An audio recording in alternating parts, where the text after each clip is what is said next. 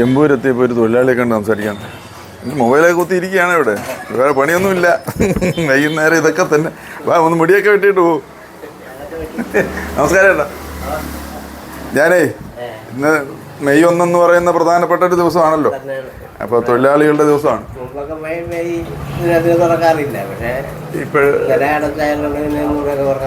ഇന്നലെ അവധിയായിരുന്നല്ലോ, ചൊവ്വാഴ്ചയുടെ അവധി അല്ലേ?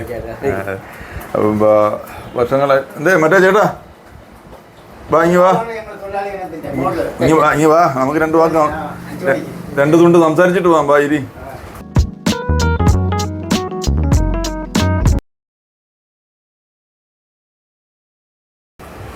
മുടിയൊക്കെ വെട്ടി ഇവിടാന്ന് വെട്ടുന്നത്?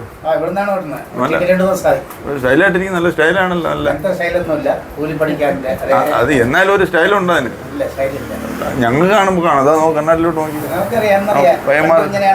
ഈ എന്തെങ്കിലും അസുഖം പിന്നെ ചെറുപ്പകാലത്ത് അധ്വാനിക്കുന്ന ഒരു കുടുംബത്തിലുള്ളതാണ്. അപ്പൊ എനിക്ക് സ്റ്റൈലൊന്നുമില്ല. അധ്വാനിക്കുന്നവർക്ക് സ്റ്റൈല് പാടില്ലെന്ന് ആര് പറഞ്ഞു? എന്നെ സംബന്ധിച്ചിടത്തോളം എനിക്കില്ല. അങ്ങനെ പറഞ്ഞിട്ടില്ല. അധ്വാനിക്കുന്ന ഒരു കുടുംബത്തിലുള്ള, കൃഷിപ്പണി ചെയ്യുന്ന ഒരു കുടുംബത്തിലുള്ള അച്ഛനും അമ്മയും ആണ് എന്നെ അറിയാവുന്നത്. അങ്ങനെ മേക്കപ്പും മറ്റുള്ളവരില്ല. എനിക്കൊരു സംശയമുണ്ട്, ചേട്ടൻ എന്തെങ്കിലും അസുഖം കാണും?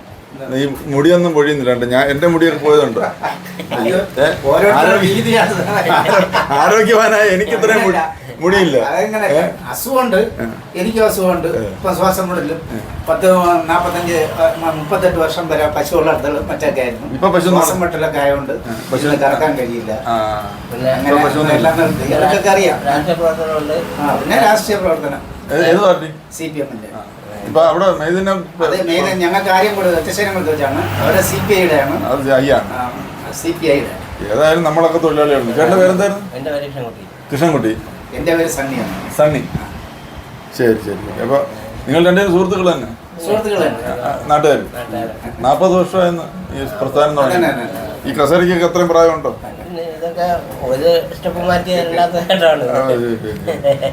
നമ്മുടെ ഒരു പഴയ ഒരു ബാർബർ ഷോപ്പ് സ്റ്റൈല്, എന്നാൽ ഇച്ചിരി ഒക്കെ മോഡേൺ ആക്കിയിട്ടുണ്ട്. എവിടെ പോയി? ഏത് രാജ്യത്ത്? മസ്കറ്റിൽ പോയി കുറച്ചാൾ വെട്ടി. ഏത് സ്ഥലത്ത്? റോവിലായിരുന്നു. ആ, അത് ശരി. അപ്പൊ അങ്ങനെ അവിടെ ഒക്കെ ഒന്ന് പറഞ്ഞു ജീവിതം അവസാനിപ്പിച്ചിട്ട്. ജീവിതം അവസാനിപ്പിച്ചു? പ്രവാസി പേടിച്ചു പോയി. പ്രവാസി ജീവിതം അവസാനിപ്പിച്ചിട്ട്. അതെ അതെ, അതാണ് കാര്യം. എന്റെ പോയിന്റ് നമ്മൾ മനസ്സിലായി. പിന്നെ ഇപ്പൊ 66 വയസ്സായി. അതൊന്നും ഒരു പ്രശ്നമില്ല. 66 ഇപ്പൊ ഒരു പ്രശ്നമില്ല. നമുക്ക് ആരോഗ്യം ഉണ്ടോ എന്നുള്ളതാണ് പ്രശ്നം. അതിന് ആരോഗ്യം ഉണ്ടായിട്ട് 20 വയസ്സായാലും കാര്യമില്ല ആരോഗ്യമില്ലാതെ. അങ്ങനെ പറയരുത്. തളരരുത് കൃഷ്ണൻകുട്ടി, തളരരുത് രാമൻകുട്ടി എന്ന് പറയുന്നത്. ഇച്ചിരി വയറോ, അതായത് കുനിഞ്ഞുള്ള പണിയൊന്നും ഇല്ലല്ലോ. പശുവിനെ കറക്കുന്നതിനുള്ള പാടൊന്നും മുടിവെട്ടുന്നില്ലല്ലോ. ഈ ഞാനൊരു പ്രശസ്തനായ ബാർബറായിരുന്നു, അറിയാമോ? മുൻഷി എന്ന് പറഞ്ഞൊരു അതിന്റെ മുൻഷിയിലൊരു ബാർബർ ഉണ്ടായിരുന്നു. ആ ബാർബറാണ് ഞാൻ ലോകം അറിയുന്ന ഒരു ബാർബറാണ്. മിസ്റ്റർ പ്രസിഡന്റ് വൺ ഔട്ട് എന്നൊക്കെ പറഞ്ഞ പ്രോഗ്രാം ഇപ്പോഴും ഉണ്ട്. പക്ഷെ ഞാൻ വേറെ കൊട്ടേഷനായിട്ട് അറിയാം. ഞാൻ സ്വന്തമായിട്ട് ഒരു ഇങ്ങനെ നാട്ടിലൂടെ സഞ്ചരിക്കുക, കാണുന്ന ആളുകളുമായിട്ടൊന്ന് സംസാരിച്ച് കഥയൊക്കെ പറഞ്ഞിരിക്കുക, അതിനുശേഷം അത് യൂട്യൂബിലൂടെ ആളുകളൊക്കെ കാണുക. ഇതൊക്കെ ഉള്ളൂ നമ്മുടെ. എങ്ങനെയുണ്ട് ഈ മുടിവെട്ട് ജീവിതം? 40 വർഷമായിട്ട് ആളുകളുടെ മുടിയൊക്കെ വെട്ടി ആളുകൾ തൃപ്തരാക്കും. ഇപ്പോഴത്തെ പുതിയ സ്റ്റൈലും മറ്റേ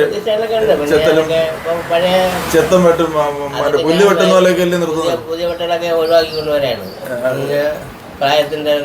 നമ്മൾ പഴയ വെട്ടേ ഉള്ളൂ.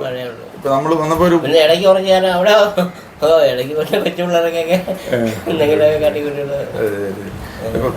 ജീവിതം 40 വർഷം കൊണ്ട് എന്തൊക്കെ സംഭവിച്ചു?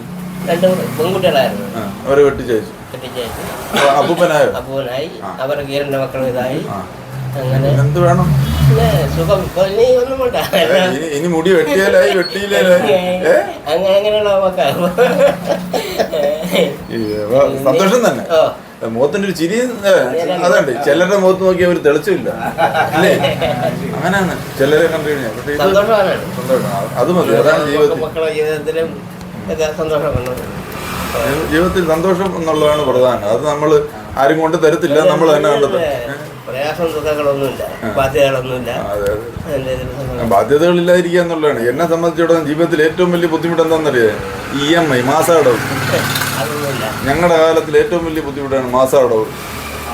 ഈ മാസാടവ് ഇല്ലാതിരിക്കുന്ന ഒരു മനുഷ്യൻ ഈ പ്രായത്തിൽ, എൻ്റെ പ്രായത്തിലൊന്നും കാണത്തില്ല. നിങ്ങളൊക്കെ അതില്ലാതെ ജീവിക്കുന്നു പറയുന്നതിന് നമുക്ക് എല്ലാം ലെവലാക്കി. ഇതിപ്പോ സ്വന്തം കട തന്നെ, അതായത് ബിൽഡിങ് വാടക. ഇത് 40 വർഷം മുന്നേ തന്നെയാണ്. ഇത് 40 വർഷം കൊണ്ട് നമ്മുടെ ഇതിനിടയിലാണ് നമ്മൾ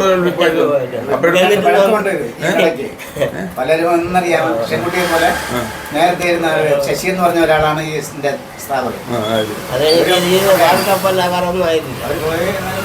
ആ കട ഇപ്പോഴും ഒന്നറിയാം. ഇവര് തന്നെ. പേരെന്തായിരുന്നു?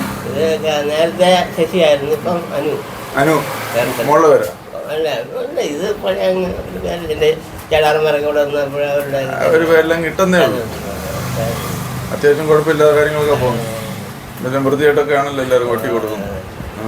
അങ്ങനെയുള്ള പരാതിയൊന്നും ഇല്ലല്ലോ. ഇപ്പൊ ചേട്ടൻ ഇപ്പൊ പിന്നെ പശു പരിപാടികളൊന്നും ഇല്ല? ഇപ്പൊ കുറച്ച് മരമുണ്ട് ടാപ്പിങ്. അത് തന്നെയാണ് ചെയ്യുന്നത്?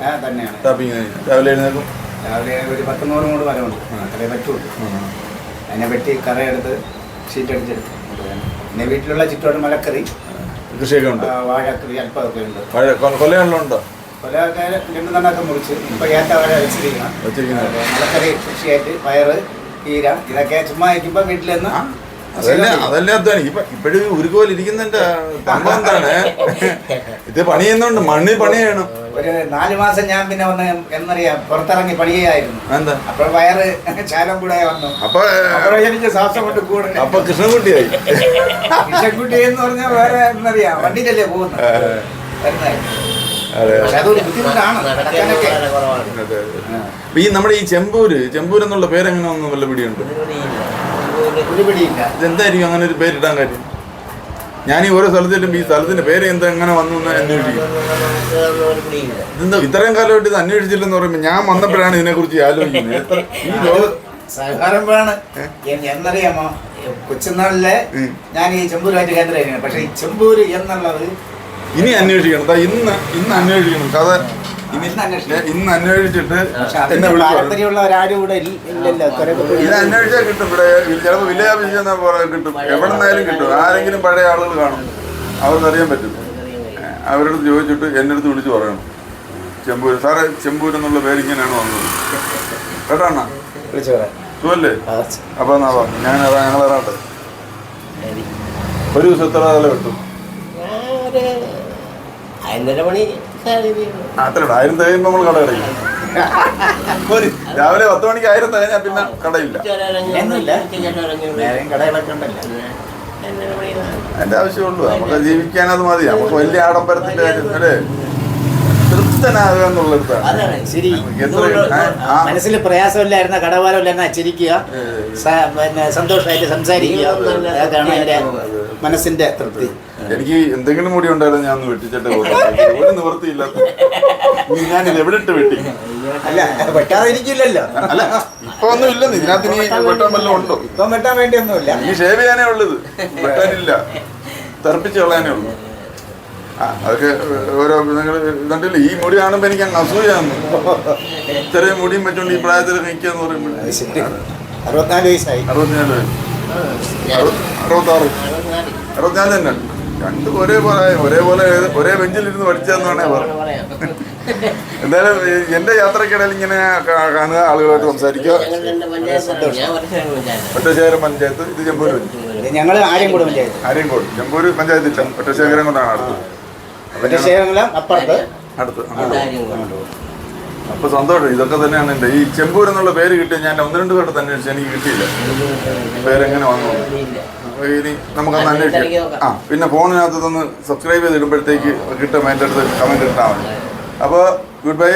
നമുക്ക് കാണാം ഇതുപോലെ എത്രയോ ആളുകൾ, എത്രയോ ചേട്ടന്മാർ, എത്രയോ അനിയന്മാർ, എത്രയോ ജീവിതങ്ങൾ ഇങ്ങനെ ഓരോ മേഖലകളിലുണ്ട്. നമുക്ക് ഇവരെ കണ്ട് പോകണ്ടേ. നാളെ കാണാം.